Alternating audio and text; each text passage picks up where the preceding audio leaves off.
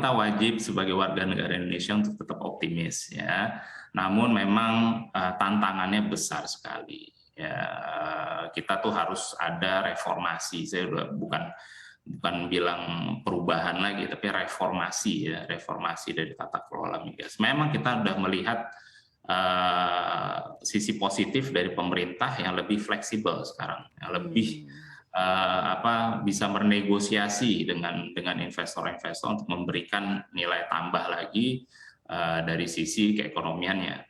Ya, namun apakah itu cukup? Ya, kita lihat saja. Ya. Karena itu tadi yang saya bilang, kita ini saingannya ketat sekali, gitu loh. Jadi susah dan kita sudah bertahun-tahun, belasan tahun kita mengalami hal seperti ini. Gitu. Dan itu untuk meningkatkan kepercayaan investor lagi kepada Indonesia itu membutuhkan kemampuan yang luar biasa ya. Apalagi target kita masih jauh nih. Sekarang 600.000 barrel per hari, target kita 1.400.000-nya dari mana? Itu butuh miliaran dolar. Sekarang produksi sekitar 5 miliar kaki kubik ya untuk gas ya. Targetnya 12 miliar kaki kubik ya, per hari. Nah, itu juga miliaran dolar ya. Dari mana uang itu? Ya. Kita lihat lapangan-lapangan yang susah juga mencari investor ya, penggantinya kayak Masela, IDD dan lain sebagainya. Itu susah karena memang itu lapangan-lapangan masif yang besar dan juga membutuhkan capex yang besar. Jadi tingkat resikonya juga masih ada walaupun sudah mau produksi ya.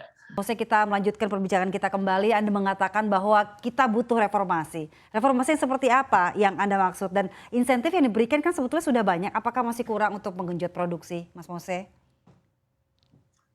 Ya, memang itu yang saya bilang tadi. Ya, insentif sekarang sudah digelontorkan, sudah banyak fleksibilitas dari split ya dan lain sebagainya. Tapi itu satu sisi kita juga harus istilahnya memposisikan diri kita dengan negara-negara lain seperti apa nih ya.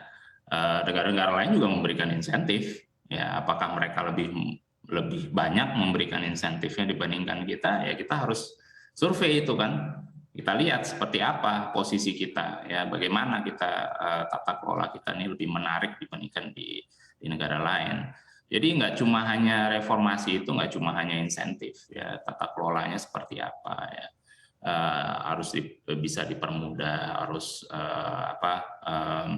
operasi-operasi di lapangan juga harus lebih mudah ya.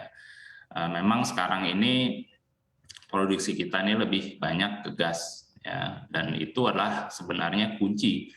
Posisi Indonesia ini bagus sekali. Kenapa? Karena gas itu adalah energi transisi yang paling cocok ya pada saat ini. Ya, saya juga kemarin sempat diskusi dengan Dubes Uni Eropa ya. Mereka itu sangat desperate untuk membutuhkan gas, suplai gas ini mencari dari mana-mana.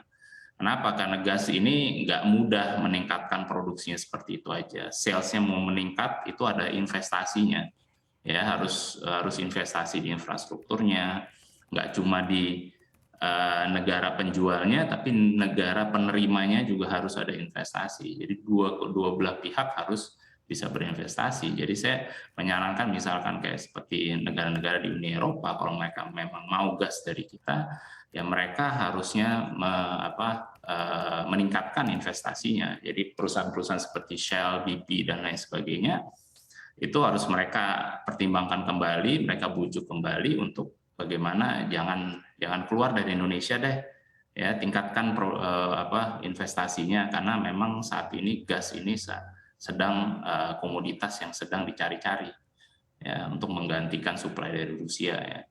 Jadi itu adalah suatu opportunity, tapi di satu sisi apakah negara kita cukup menarik, karena yang mensuplai gas kan nggak cuma Indonesia ya, negara-negara lain. Kita tuh bersaing kayak negara yang sebenarnya lebih murah, Qatar, Amerika, itu mereka biaya produksinya lebih murah. Nah, itu juga satu sisi yang saya bilang tadi mesti reformasi, bagaimana kita menurunkan biaya produksi kita.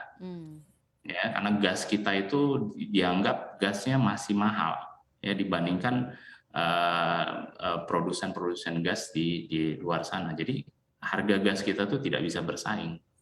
gitu. Mhm. Sedangkan penemuan-penemuan baru sekarang ini adalah penemuan-penemuan gas.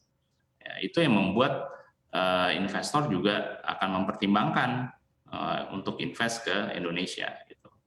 Jadi hal-hal seperti itu adalah harus masuk dalam pertimbangan yang tadi saya bilang reformasi tersebut. Mmm. Bagaimana menurunkan produksi, bagaimana mempermudah tata kelola migas kita, bagaimana meningkatkan insentif-insentif dan lain sebagainya.